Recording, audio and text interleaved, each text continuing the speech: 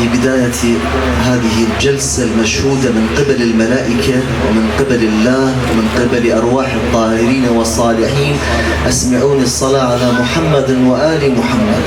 اللهم صل على محمد وآل محمد. الله سبحانه وتعالى يقول لحبيبه محمد: قل لا أسألكم عليه أجرا إلا المودة في القربى.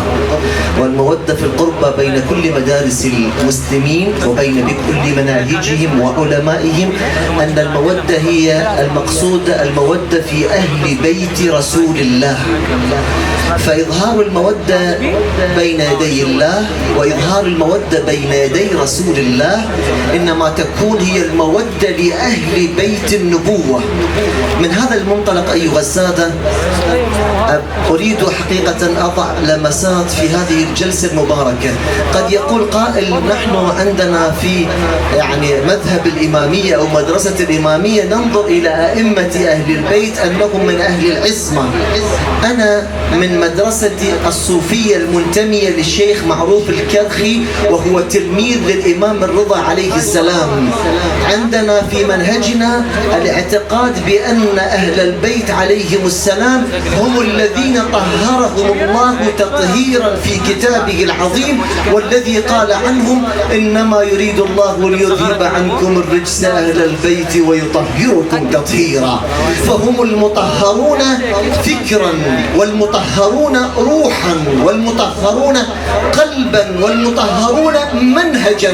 فمن أراد أن يستقي من الماء العذب الزلال ومن بقية الله في أرضه فعليه أن يدخل إلى بيت رسول الله بالصلاة على محمد وآل محمد. اللهم صل على محمد وآل محمد. ومن أراد حقيقة أن يتعلم العلم العرفاني والعلم النوراني والعلوم التي لم تخالطها الظنون والشكوك، العلوم التي لم تخالطها الظلمات، العلوم التي استقيت من مدرسة سيدنا محمد واستقيت من مدرسة الأنبياء والمرسلين، فهي أوكلت ووصلت إلى أهل بيت النبوة. السيد الآلوسي عنده أبيات شعر عظيمة يقول في هذا المعنى: حبس الله لآل الهاشمي علم ما كان وما بعد فتح، حتف هذا الكون إن غابوا أتى فهم الروح وفيهم قد فلح. حلف الله بطاغى جدهم وعلي كان للدنيا ربح، حبر علم وارث أنعم به صنعه الحق وبالخير نصح. حصن الله حماهم مادحا كل علم من علاهم قد نسح. حسن منهم حسين فاطم منهم الطهر تدلى ورشح. حشرهم يوم معادي رحمة كل ذي ذنب إليهم قد نزح. حزن الكون إذا أوذوا وإن فرحوا رشوا على الدنيا فرح. حرف نور من بني الزهراء إذا خط فوق اللوح بالنور رجح. صلوا على محمد وآل محمد. اللهم صل على محمد وآل محمد. حرف نور من بني الزهراء إذا خط فوق اللوح بالنور رجح. حجر زهراء أبيها المصطفى كم على رأس بنيها قد مسح. حسم الأمر فهم باب الهدى وعليهم سقف ذا الدين ركح. حكر الجود لهم إن قطرة منهم سالت على الكون سبح. حبس الله لآل الهاشمي علم ما كان وما بعد فتح. أيها السادة، حب أهل البيت إذا ما دخل إلى قلوب العباد جعلها تشع نورا وهدى ومعرفة وضياء وبركة. حب أهل البيت أيها السادة خالط قلبي. حب أهل البيت خالط قلبي كاختلاط الضياء بماء العيون.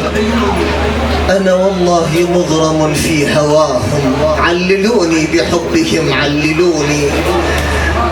حب أهل البيت من لم يتذوق طعم هذا الحب، من لم تتحرك مشاعره في محبة أهل بيت النبوة الأطهار، من من لم يتذوق التذلل عند بيتهم، من لم يعرف قيمة هذا البيت العظيم الذي وصلت إليه أنوار كل الأنبياء، بقية كل معارف الأنبياء والمرسلين.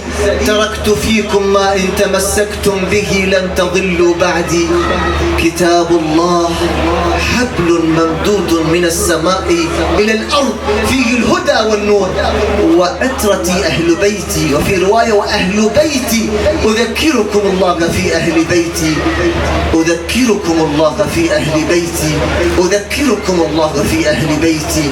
سلام الله على أهل بيت نبيه في الأولين، وسلام الله على أهل بيت نبيه في الآخرين، وسلام الله على أهل بيته في الصالحين، وسلام الله على أهل بيته كلما جاء ذكرهم في أي مجلس من المجالس. سلام الله عليكم وأنتم تحيون ذكرى أهل بيت رسول الله. سلام الله عليكم إلى أن نلقى الله. سلام الله عليكم ورحمة منه وبركات، والسلام عليكم ورحمة الله وبركاته. شكرا سماحة الشيخ.